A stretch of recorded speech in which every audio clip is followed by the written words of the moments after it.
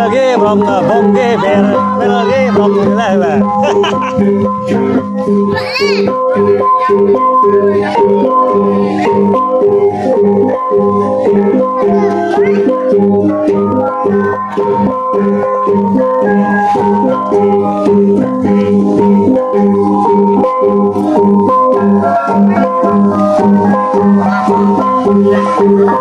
Đây thì mọi người, đây là 300 bộ, 400 bộ luôn mọi người nha. Dạ bộ để họ khác này. Để đường đi lại để nên là họ khác nha mọi người nha. Còn trên kia nữa, trên kia nữa họ khác nữa, bên giá kia nữa. Đó, kia nữa là họ khác nữa. Với họ trốn khác nhau không mà trốn chung đâu mọi người nha. Họ nào ra họ đó thôi.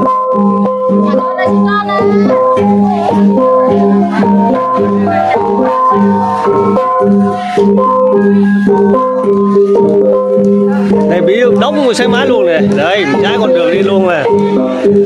Thấy nó nhiều đông người chưa? Đấy các trẻ con là cũng đánh cùng tiên luôn, cũng chạy bố luôn nè. Đấy, rất vui vẻ chưa mọi người? Còn tục tục có người ra đây, bà này đã máu lắm nè, múa nhảy nè, tư luôn nè. Hết chiếc muốn múa mà. Hết chiếc muốn múa, bà này máu lắm nha mọi người nha.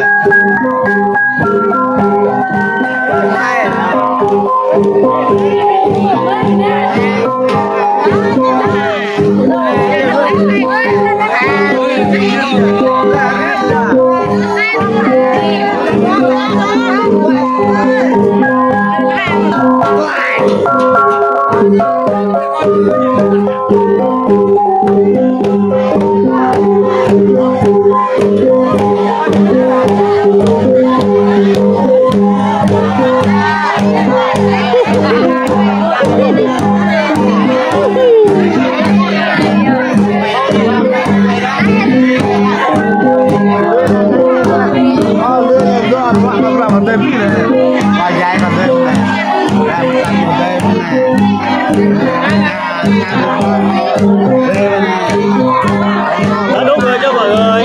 Đâu có người hết rồi. Rồi, giá đây này. Giá đây nữa nè.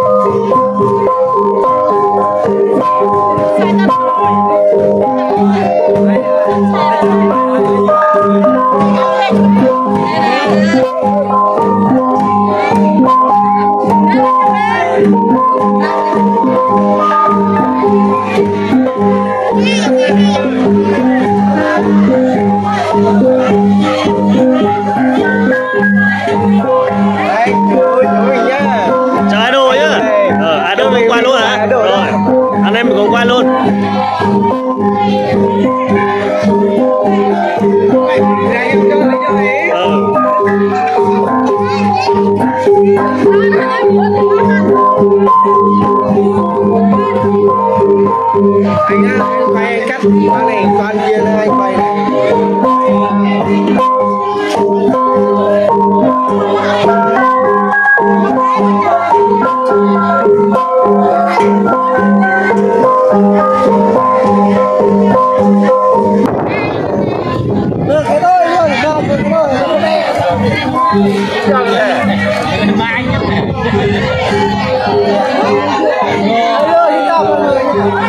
Thế nó bây giờ là mình đây.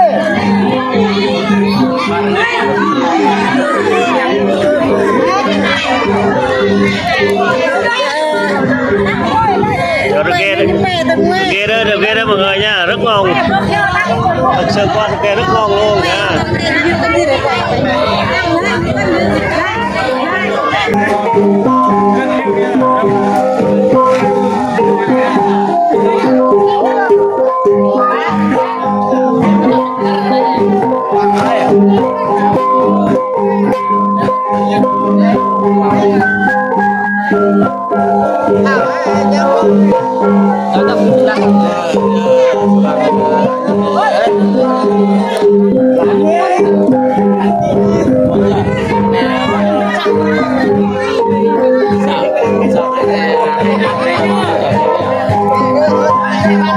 Thịt nướng rất chỉ là hấp dẫn luôn mọi người này. Đấy, trong này cũng món tuyệt vời luôn. Ồ, ăn nướng rất là ngon tuyệt.